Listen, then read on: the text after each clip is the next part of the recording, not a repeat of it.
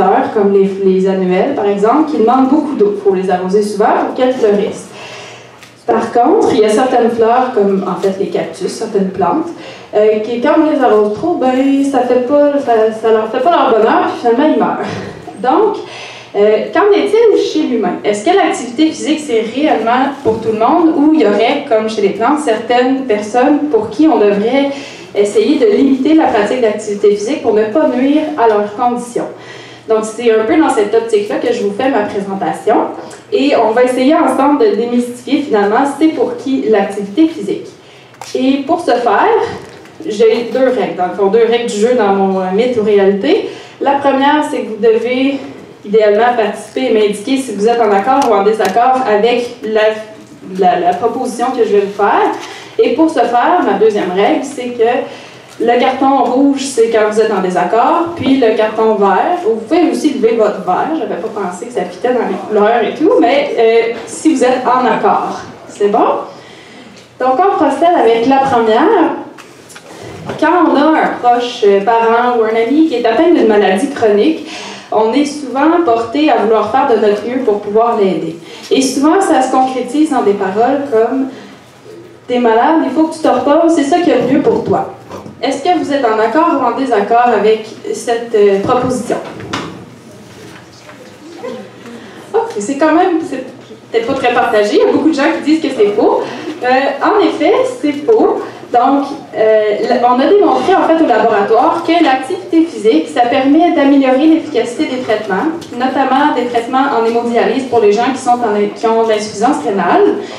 Mais l'activité physique permet aussi de diminuer les effets secondaires des traitements. Et quand on parle en fait de traitements plus spécifiques en chimiothérapie, par exemple, ça permet de limiter l'effet de la fatigue de la chimio. Et l'activité physique va aussi agir positivement sur les symptômes de la maladie. Donc, quand on parle de diabète de type 2, ça va amener un meilleur contrôle glycémique. Si on parle de douleurs chroniques, on peut parler de la maladie de Parkinson, où on va être capable d'avoir une meilleure capacité fonctionnelle dans la vie de tous les jours. Et finalement, au niveau de... Je pense que j'ai un pointeur. Oups, je suis sortie de la présentation, mais en tout cas, j'ai toujours bien mon pointeur. En fait, au niveau de l'Alzheimer et du déficit cognitif léger, où les gens qui font de l'activité physique ont une meilleure réponse au niveau des tests cognitifs. Puis Alexandre Castellano, mon collègue qui suivra, pourra peut-être vous en parler plus tard. Donc,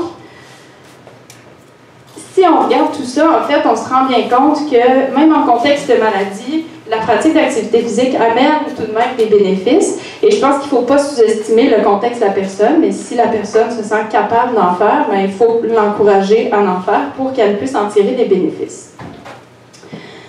Pour mon deuxième mythe ou réalité, je vous explique brièvement c'est quoi l'entraînement par intervalle. Donc, c'est une alternance, dans le fond, entre un rythme lent et un rythme rapide. Donc, si on est, par exemple, sur tapis rouleur, on va alterner entre la course et la marche. Puis c'est ce qui fait l'entraînement par intervalle de haute intensité. Donc, si je vous dis, c'est pas pour moi, c'est un entraînement par intervalle, je ne suis pas un athlète olympique. Est-ce que vous êtes en accord ou en désaccord avec ça? Oh, c'est unanime, je pense, parce que j'ai pas vu de vert. Vous êtes en désaccord, effectivement. C'est pas vrai que l'entraînement par intervalle est réservé seulement aux athlètes olympiques. Au laboratoire, on a démontré que l'entraînement en fait par intervalle de haute intensité est bien toléré et apprécié des femmes aînées, mais qui vivent avec un surpoids et qui sont atteintes de diabète de type 2, mais surtout qui étaient auparavant inactives. Donc, c'est des gens qui n'ont pas nécessairement une expérience d'activité physique, d'entraînement comme telle. Et malgré ça, elles ont réussi à tolérer et apprécier l'entraînement qu'on leur a fait faire pendant, c'était quand même 3 fois par semaine, pendant un minimum de 12 semaines. Et faut comprendre en fait que c'était dans un contexte d'entraînement supervisé et adapté. Donc, il y avait quand même un kinésiologue qui était sur place pour assurer la progression de la personne là-dedans. Et on n'a pas commencé déjà à la haute intensité. On a commencé à une plus faible intensité, puis on s'est donné à peu près 9 séances d'entraînement pour atteindre la haute intensité. Donc, ça s'est fait de façon progressive, mais à travers tout ça, Je pense qu'il faut comprendre, en fait, puis vous le saviez déjà, apparemment, que l'entraînement par intervalle, c'était pas réservé qu'aux gens qui avaient une expérience en entraînement. Ça peut être fait chez des gens qui auparavant, n'ont jamais fait d'exercice. Toujours dans un contexte encadré, supervisé par un kinésiologue. Le troisième mythe, je n'irai pas m'entraîner, je vais être plus fatiguée après. Selon vous, vous êtes en accord ou en désaccord?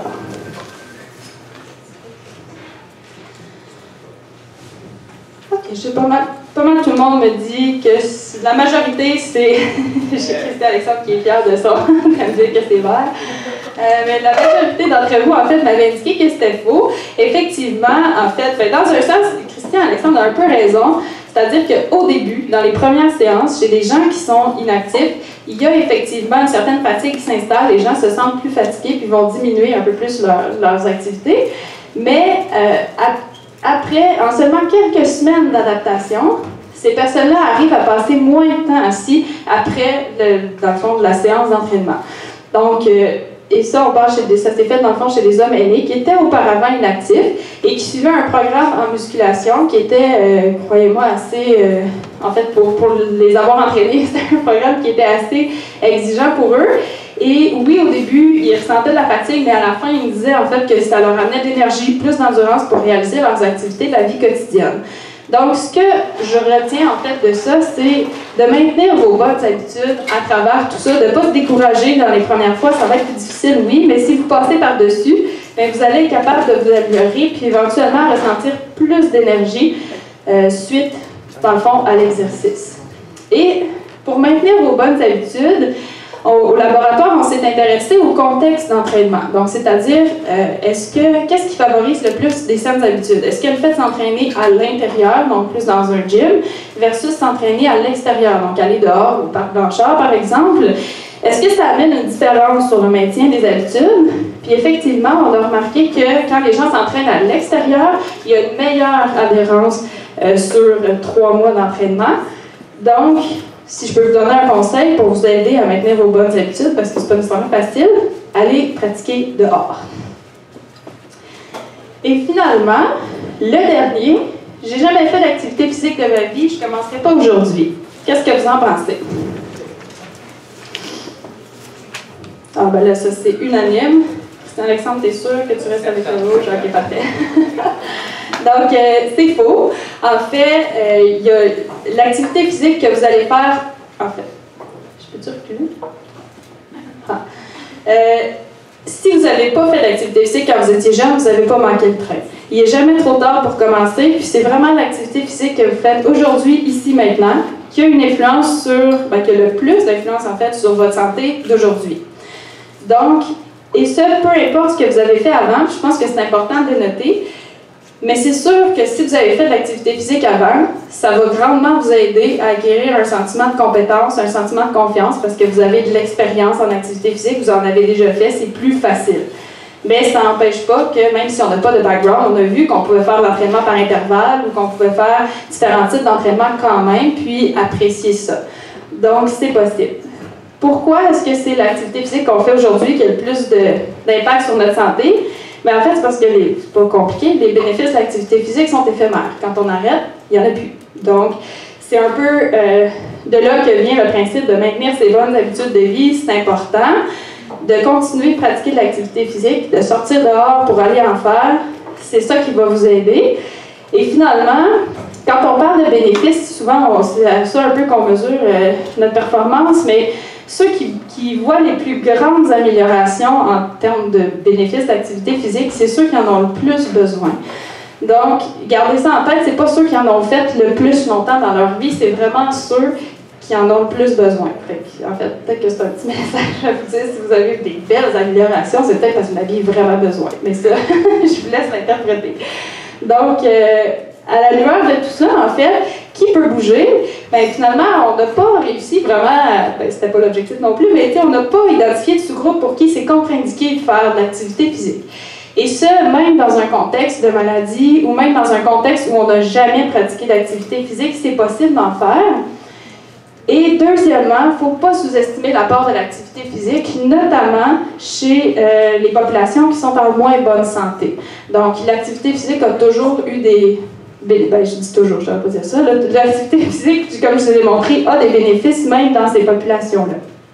Donc finalement, l'activité physique, ben, c'est un peu l'affaire de tout le monde et ne jamais sous-estimer finalement l'apport ce que ça peut vous apporter. Je remercie l'équipe de recherche qu'on surnomme U56 au Centre de recherche sur le vieillissement. La photo n'est pas complète, il manque des gens, mais c'est dans le fond grâce à eux si j'avais quelque chose à vous présenter aujourd'hui parce que j'ai essayé de mettre en valeur tous les travaux étudiants qui ont été réalisés dans peut-être les 5 dernières années.